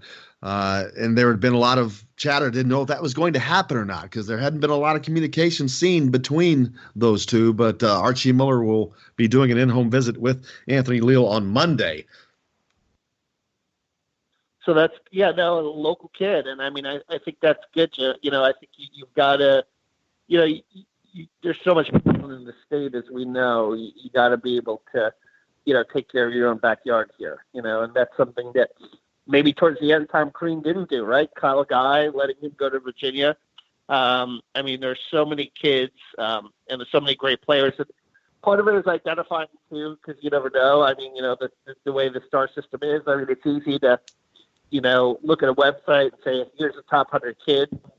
How about those diamonds in the rough? How about those guys that, maybe people miss on and you can hit on? And I think that's kind of the key also to building a program. You need to find those guys that, kind of fit your team or, I'm not going to say fit your culture because that's like the buzzword these days, right? All these coaches are using that term. Culture. But, culture. Guys that are going to, culture. Everyone loves culture. But guys that are going to be able to be a good fit and work out for your, work out for your team, both on and off the court, and those guys are important too. So, we all know Archie has his work in front of him, and that's what he's been doing the last couple of months. I mean, yeah, you've got to have the best talent you can have, but there's a lot of talent in Indiana. So there's the talent is there. You just got to get it all brought together. And Archie, not only is he going on the in-home visit, I lost the text, but oh man, it pulled up the wrong one. But Tim sent it in, and he's gonna. we get a text from Tim that Archie's also going to go watch him play his AAU team. I think that's going on in Dallas. Thanks a lot for the text, Tim. But he's also there going out to watch him play, which there may be some other kids that are out there watching as well. But, I mean, the model of the one and dones has been proven that it doesn't really work. It'll win you some games, but those guys aren't winning national championships because I talked earlier about this past Duke team. That's as talented of a team as you can get. And then you look back at DeMarcus Cousins and John Wall being on that Kentucky team. Man, those are two NBA superstars, but neither one of those teams are able to hang a banner. So that one and done model is good for winning games, but it has not been hanging any banners for programs. And so to build your program, you got to do what you got to do as far as just getting older, as they talk about, and getting solid players that you can develop that are good, but also develop it within your program. Yeah, no, and I agree. And the grad transfer market, as we talked about, has also been popular. But I like the idea of people coming up together. Having that core group. They come up as freshmen and sophomores, and by the time the juniors and seniors, they really kind of mesh. And not only are they talented and they develop, but they have that chemistry that you need in basketball's a team game, as we know. So I think there's something to be said for that as well. So. When you talk about the one and dones, obviously Anthony Davis, who was a transcendent player, did, win it for Kentucky in 2012, but they also had Darius Miller on that team that was a senior that kind of guided them along the way as a six-man. So they did have that one veteran presence. And Duke did win it, in 2015 with the one and dones. But since then, you're right, it's been really, those veteran teams that have come up together, teams like Villanova, North Carolina, that have done it, and Virginia this year with Kyle Guy and Ty Jerome as juniors and DeAndre Hunter as a redshirt sophomore. So you had three guys that were in the program 3 years. And I think that's how you win nowadays.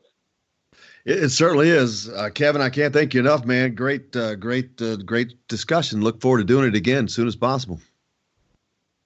No worries, anytime. Kevin Brockway from CNHI Papers joining us. Appreciate it always, as he does each and every Thursday. Look forward to having him. Great discussion.